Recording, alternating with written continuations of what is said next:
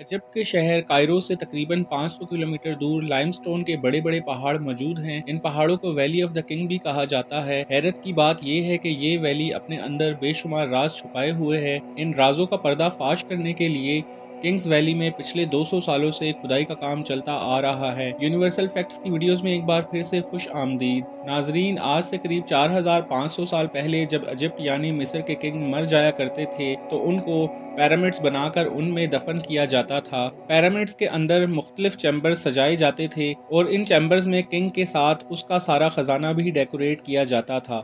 Ancient Egyptians का मानना था कि इंसान के मर जाने के बाद आफ्टर लाइफ में भी ये सारा खजाना उसके काम आता है। लेकिन इतने बड़े बड़े पिरामिड्स बनाने में काफ़ी वक्त भी लग जाता था और काफ़ी ज़्यादा मेहनत भी, जिसके बारे में आप यूनिवर्सल फैक्ट्स की वीडियोस में देख चुके होंगे।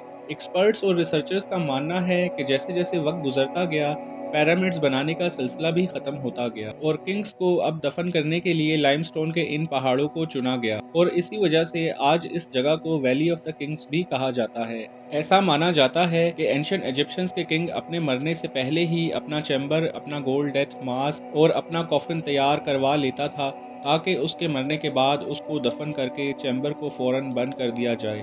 पिछले 200 सालों में इस वैली से 65 टॉम्ब्स डिस्कवर किए जा चुके हैं, लेकिन मिलने वाले टॉम्ब्स में से ज़्यादातर के चैम्बर्स अंदर से खाली मिलते थे। एक्सपर्ट्स का मानना है कि क्योंकि सबको मालूम था कि किंग्स वैली में ख़जाना छुपा है, इसीलिए हज़ारों साल पहले बनाए गए इन चैम्बर्स को वक्फे वक्फे से लुटेरों ने ढूंढ कर लूट लिया था। खजाना तो बिल्कुल भी नहीं छोड़ा, जबकि कहीं चैम्बर्स में सिर्फ किंग की ममीज को छोड़ा गया।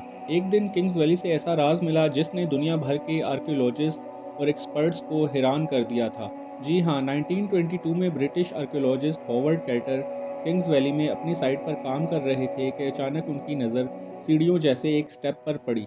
हैरत अंगेज तौर पे सीढ़ियों का ये स्टेप पहाड़ के अंदर जा रहा था, जिसको देखकर हॉवर्ड कैटर से रहा नहीं गया और उसने उस जगह पर खुदाई का काम शुरू कर दिया।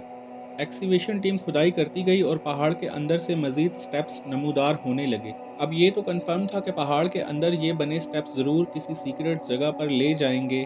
कहीं फीट की खुदाई के बाद जो मंजर देखा गया उस पर यकीन करना बहुत ही मुश्किल था। जी हाँ, किंग्स वैली के पहाड़ के बीचों बीच एक और टॉम मिल चुका था। ये वो टॉम था जिसकी एंट्रेंस 3000 साल पहले बंद की गई थी। यानी होवर्ड कैटर अब एक ऐसा मंजर देखने जा रहा था जो पिछले 3000 सालों से किसी ने भी नहीं देखा था। एंट्रेंस के सामने रखे पत्थरों को हटाकर जब होवर्ड कैटर अंदर गया तो देखा कि पूरा चैम्बर हजारों किस्म के खजानों से भरा हुआ था। ये एक ऐसा मंजर था जो आज से पहले कभी भी नहीं देखा गया था।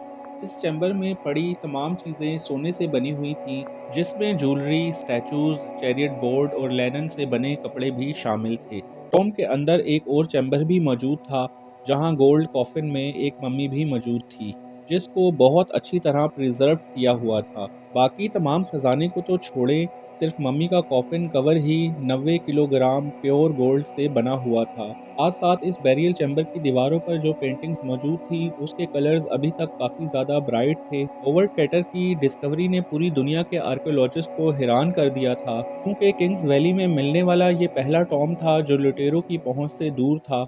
ये टॉम तो अपनी असली हालत में मिल चुका था, लेकिन अब रिसर्चर्स और आर्कियोलॉजिस्ट के लिए ये नए सवालात भी लेकर आया था। रिसर्चर्स को ये बात समझ नहीं आ रही थी कि टॉम के अंदर पड़ी मम्मी कौन से किंग की है, बैरियल चैम्बर के अंदर बनी पेंटिंग्स किस चीज़ का इशारा कर रही है। इस वैली में बने दूसरे टॉम्स को लूट लिया गया था, तो आखिर ये टॉम लुटेरों से कैसे बच गया था? ये सवालात थे जिनको जानना रिसर्चर्स और आर्कियोलॉजिस्ट के लिए बहुत ज़्यादा ज़रूरी था। लिहाजा जब टॉम के अंदर पड़ी मम्मी का डीएनए टेस्ट किया गया तो जो मालूम पड़ा उसने सबको हैरान कर दिया। जी हाँ, मम्मी के डीएनए टेस्ट से मालूम पड़ा कि ये बॉडी एक 18 साल के किंग की थी। जब मम्मी के डीएनए को किंग्स वैली से मिलने वाली दूसरी मम्मीज़ के डीएनए से मैच किया गया तो मालूम पड़ा कि इसके बाप की मम्मी टॉम नंबर 55, जबकि इसकी माँ की मम्मी टॉम नंबर 35 से मिली थी। इस किंग का नाम टूटन खामून था और अपने बाप के गुजर जाने के बाद जब ये किंग बना तो ये सिर्फ 8 सालों का था। यानी अपनी बादशाहत के सिर्फ 10 सालों के बाद 18 साल की एज में ये भी मर गया था। अब ये तो मालूम पड़ चुका था कि ये मम्मी आखिर थी किसकी, लेकिन इस डिस्कवरी से रिलेटेड दूसरे सवालात का जवाब जानने के लिए उस दौर में इतनी टेक्नोलॉजी नहीं थी। आखिरकार 1939 में 18th डायनेस्टी के किंग टूटनखामुन को तलाश करने वाले होवर्ड कार्टर भी इस दुनिया से चल बसे। उनके गुजर जाने के बाद टॉम पर रिसर्च का काम भी रुक गया, लेकिन कई सालों के बाद जब टेक्नोलॉजी का बूम आया तो टूटनखामुन के टॉम की मिस्ट्री को सॉल्व करने के लिए एक बार फिर से रिसर्च का काम शुरू हो गया। इजिप्टोलॉजिस्ट आलिया इस्माइल टेक्नोलॉजी की मदद से टॉम की बकिया मिस्ट्री को सॉल्व करने के लिए मैदान में उतर आईं। उनको इस किंग की ज़िंदगी के बारे में जानना था जब वो 3000 साल पहले जिंदा था, और ये टॉम किस वजह से लुटेरों से बचा रह गया था, ये जानना भी आलिया के लिए बहुत ही ज़्यादा ज़रूरी था। सबसे पहले चैम्बर की वॉल पेंटिंग को समझने के लिए उन्होंने उसको स्कैन करके सॉफ्टवेयर में रन किया तो एक एक करके सारे राजों से पर्दा उठता चला गया। वॉल पेंटिंग के स्कैन को जब जूम करके देखा गया तो उस पर पेंट ब्रश के निशान अभी तक वाज़िया तौर पर नज़र आ रहे थे। आलिया का कहना था कि ये निशानात उस वक्त ज़ाहिर होते हैं जब गीले प्लास्टर पर पेंट ब्रश चलाया जाए, क्योंकि ये चैम्बर 36 फीट पहाड़ के अंदर बना हुआ है और यहाँ हवा की क्रॉसिंग का भी कोई ज़रिया मौजूद नहीं है।